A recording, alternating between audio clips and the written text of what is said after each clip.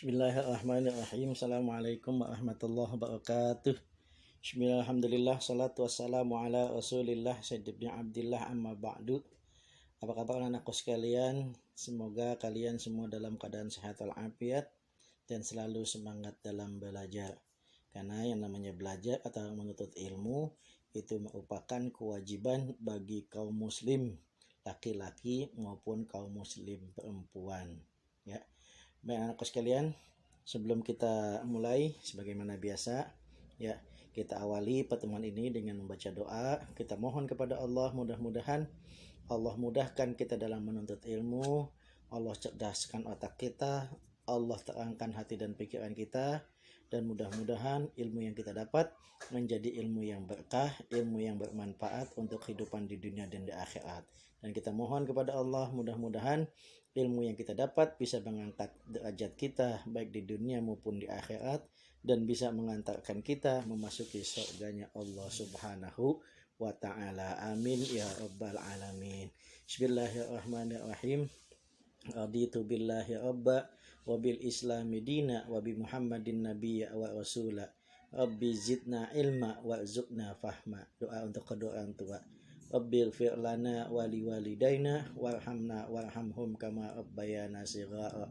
Amin ya rabbal alamin. Baik anak-anakku sekalian, kita akan mulai materi PAI atau pendidikan agama Islam pada kesempatan kali ini. Kebetulan babnya adalah bab untuk menuntut ilmu.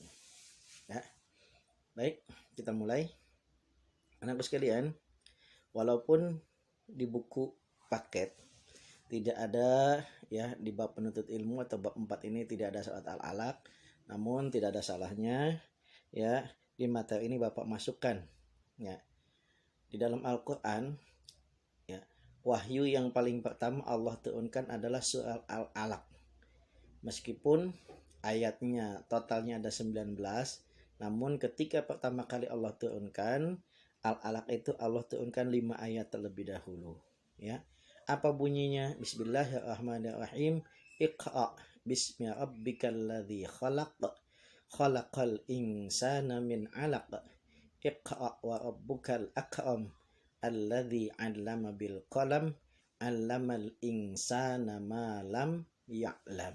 Nah, kenapa ya Bapak masukkan surat Al-Alaq ayat 1 sampai 5? Karena surat atau di dalam Al-Qur'an atau wahyu yang paling pertama kali Allah turunkan adalah surat Al-Alaq.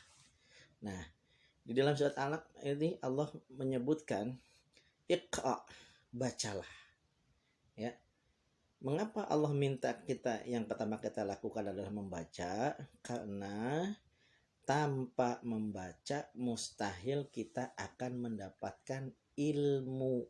Dari banyak membaca itulah kita akan mendapatkan berbagai macam ilmu. Ingat, bacaan bukan hanya yang tertulis, tapi juga dari bacaan yang tidak tertulis. Contoh bacaan yang tertulis Al-Quran, buku, ya, kemudian majalah, koran, itu adalah bacaan-bacaan yang tertulis. Dari sana kita akan banyak mendapatkan ilmu.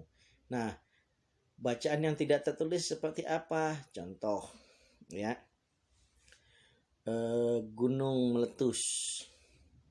Kenapa gunung bisa meletus? Ini salah satu tanda bahwasanya Allah murka dengan umat manusia yang sudah banyak melakukan perbuatan maksiat. Ya, banjir bandang. Ya, kenapa banjir bisa terjadi? Karena kita suka membuang sampah sembarangan, atau kita suka menebang pohon tanpa menanamnya kembali. Akibatnya ketika hujan turun tidak ada resapan air. Nah, gunanya pohon itu tidak, salah satunya adalah untuk meresap air. Nah, itulah contoh bacaan yang tidak tertulis. Jadi, sekali lagi, menuntut ilmu itu bisa dari yang tertulis maupun yang tidak tertulis. Mengapa harus membaca? Karena dengan membacalah kita akan banyak mendapatkan ilmu. Tanpa membaca sulit bagi kita untuk meraih ilmu. Baik, anak-anakku sekalian, kita lanjutkan. Nah, ya. Di sini ada hadis dari Nabi Muhammad sallallahu alaihi wasallam, talabul ilmi faridatun ala kulli muslimin.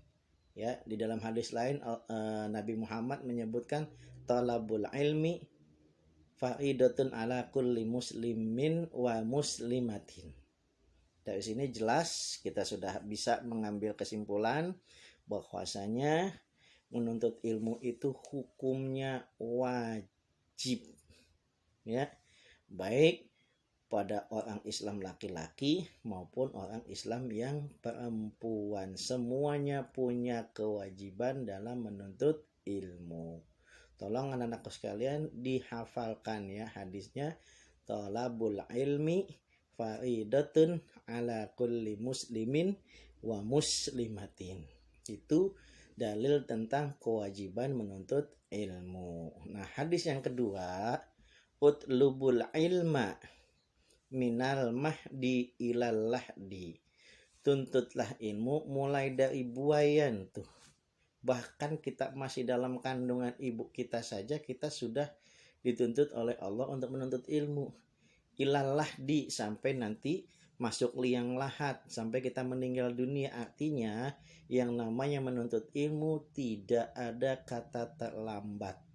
Ya, sekalipun usia kita sudah tua renta, kita tetap harus menuntut ilmu. Nah, kemudian yang namanya menuntut ilmu tidak ada kata selesai. Ya, menuntut ilmu walaupun kita sudah usia renta, sudah tua, sudah kakek nenek, tetap wajib untuk menuntut ilmu. Kapan kita boleh berhenti menuntut ilmu? Ketika kita sudah meninggal dunia. Barulah di situ kita ya diperbolehkan untuk berhenti ya untuk menuntut ilmu. Utlubul ilma minal mahdi ilal lahdi. Oke. Kita sambung. Nah, kenapa sih agama, kenapa Allah, kenapa Nabi Muhammad sampai begitu menganjurkan kita untuk menuntut ilmu? Nah, di sini akan kita bahas apa keutamaan bagi para penuntut ilmu. Satu, Allah akan tinggikan derajat kita. Di dalam buku paket situ ada ya, yarfa'illahul ladzina amanu minkum walladzina utul ilma darajat. Orang yang berpendidikan, orang yang punya bekal ilmu, dan orang yang beriman, Allah akan angkat derajatnya.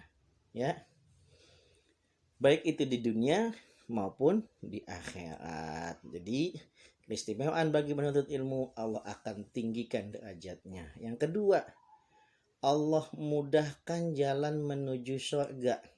Ya, man salaka tariqan yaltamisu fihi ilman sahalallahu lahu tariqan ilal jannah.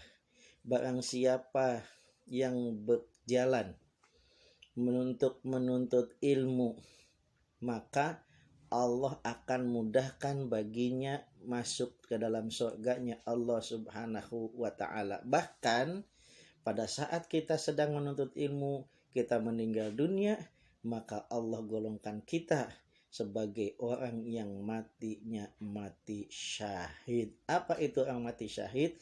Orang yang matinya dijamin masuk surga oleh Allah Subhanahu wa ta'ala. Muncul pertanyaan, Pak, aku kan tidak jalan, aku belajarnya di rumah, tidak di sekolah. Tetap, walaupun kita belajarnya di rumah, karena kita dalam kondisi masih rawan COVID ya, sekalipun kita menuntut ilmunya di rumah, tetap kalau kita menuntut ilmu dengan sungguh-sungguh, dengan hati yang tulus dan ikhlas, maka Allah akan mudahkan kita memasuki surganya Allah Subhanahu wa ta'ala. Kemudian yang ketiga, akan bahagia dunia akhirat. Nabi bersabda, barang siapa ingin bahagia di dunia, bekali diri dengan ilmu. Barang siapa ingin bahagia di akhirat, bekali diri dengan ilmu. Barang siapa yang ingin bahagia di dunia akhirat, maka bekali diri dengan ilmu. Nah, kita pun kepingin dunia bahagia, akhirat bahagia. Bagaimana caranya? Yaitu dengan memperbanyak untuk menuntut ilmu. Mudah-mudahan ilmu yang kita dapat bisa membawa kita meraih kebahagiaan dunia dan akhirat. Amin ya rabbal alamin. Kemudian mendapatkan pahala yang terus menerus mengalir sampai kiamat. Maksudnya apa? Anak-anak sekalian belajar. Ya. Kemudian dari ilmu yang kalian dapat, kemudian kalian ajarkan kepada adik kalian, kepada teman kalian. Ya. Bahkan kalau perlu kepada orang tua kalian. Nah, selama ilmu itu dipakai, digunakan ya oleh orang lain, ya orang lain bisa karena boleh ilmunya itu boleh dapat dari kita, bisanya karena kita yang mengajarkan, maka selama orang itu memakai, bahkan dia ajarkan kepada orang lain, kepada banyak orang dan banyak orang yang bisa, maka akan banyak ilmu, akan banyak pahala yang kita dapat walaupun kitanya sudah meninggal dunia. Terus kita akan mendapatkan pahala yang terus menerus sampai hari kiamat nanti. Ya. Kemudian apa keistimewaan bagi menuntut ilmu? Allah. Ya. Allah akan terima ibadah kita. Ingat, ibadah yang tanpa didasari dengan ilmu, ya, maka ibadahnya akan sia-sia, tidak akan mendapatkan pahala dari Allah Subhanahu wa taala. Nah, anak-anakku sekalian kan belajar bagaimana cara sholat, bagaimana cara puasa, ya, bagaimana cara mengaji. Nah, dengan demikian anak-anakku sekalian ini punya bekal, ya. Jadi ibadahnya tidak sembarangan, ada ilmunya untuk melaksanakan ibadah-ibadah tersebut. Maka kalau ibadah yang kita lakukan ada dasar ilmunya, ibadah yang kita lakukan akan diterima oleh Allah Subhanahu wa taala. Sebaliknya, orang yang ibadah, yang sholat tanpa belajar, ngaji tanpa belajar, ikut-ikutan saja, maka ngajinya, sholatnya belum tentu akan diterima oleh Allah Subhanahu wa taala. Oke. Kemudian setelah kita tahu keistimewaannya, apa sih kerugiannya bagi orang yang tidak mau menuntut ilmu? Sebaliknya daripada keistimewaan, orang yang malas belajar, orang yang malas menuntut ilmu, Allah akan rendahkan derajatnya. Ya. Kemudian Allah persulit jalan masuk ke surga, sengsara dunia dan akhirat. Nah, kita kan sering lihat, ya, banyak orang, ya, kesulitan dalam mencari nafkah, banyak orang kesulitan dalam bekerja, ya, banyak orang kesulitan mendapatkan uang. Kenapa? Karena mereka salah satu penyebabnya tidak membekali dirinya dengan ilmu. Makanya Allah tidak angkat derajatnya, Allah sulitkan masuk ke surga, sengsara dunia dan akhirat. Kemudian tidak mendapatkan pahala yang mengalir. Kenapa? Karena dia tidak mengajarkan ilmu kepada orang lain. Dan yang terakhir, Allah tidak akan menerima amal ibadahnya. Baik anak sekalian, ya, begitu besarnya, ya, keistimewaan bagi orang yang menuntut ilmu dan begitu sangat-sangat teruginya bagi orang yang tidak mau menuntut ilmu. Maka usahakan, mumpung kalian masih muda, ya, usahakan untuk selalu semangat dalam menuntut ilmu. Insya Allah kalau kalian semangat dalam menuntut ilmu, insya Allah Allah akan tinggikan derajatnya, Allah mudahkan masuk ke surga, Allah bahagiakan hidup kita dunia akhirat, Allah terima amal ibadah kita, dan kita akan mendapatkan pahala yang terus mengalir sampai kiamat kelak. Amin ya rabbal alamin. Baik anakku sekalian, ya.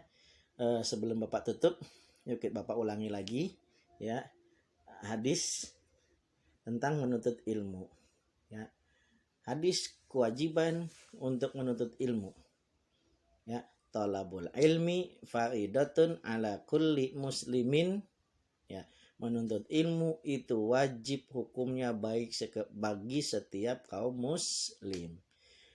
Menuntut ilmu tiada kata berhenti. Menuntut ilmu tiada ada kata selesai. Apa hadisnya? Utlubul ilma minal mahdi ilal lahdi. Ya. Inilah dalil atau hadis tentang kewajiban menuntut ilmu, dan menuntut ilmu tiada kata selesai sebelum kita meninggal dunia. Ya. Baik. Bapak tutup pertemuan kali ini, ya, dengan Bapak memberikan tugas, ya. Tugasnya ada 2. Tugas yang pertama membuat rekaman hafalan salah satu hadis anjuran menuntut ilmu. Boleh yang talabul ilmi faridatun ala kulli muslimin, boleh juga utlubul ilma minal mahdi ilal lahdi beserta artinya, ya. Nanti direkam, ya, kirim ke Bapak, ya, di kolom tugas GCR, ya.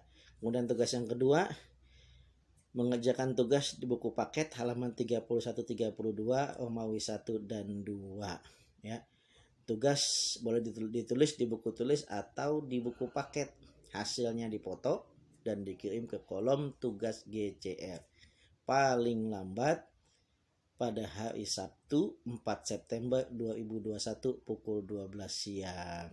Nah, begitu saja anak-anakku sekalian yang dapat Bapak sampaikan. Mudah-mudahan sekali lagi, sekalipun ilmu yang kita dapat sedikit, mudah-mudahan ilmu ini bermanfaat, ilmu ini berkah, ya, baik untuk kehidupan di dunia dan di akhirat. Yuk kita tutup perjumpaan kali ini dengan sama-sama baca doa. Bismillahirrahmanirrahim. Rabbana anfa'na bima 'allamtana wa 'allimna ma yanfa'una. Rabbana atina fid dunya hasanah wa fil akhirati hasanah wa qina adzabannar. Walhamdulillahi rabbil alamin. Sekian dari Bapak, kurang lebih mohon maaf. Assalamualaikum warahmatullahi wabarakatuh. Sampai jumpa pada pertemuan berikutnya. Amin.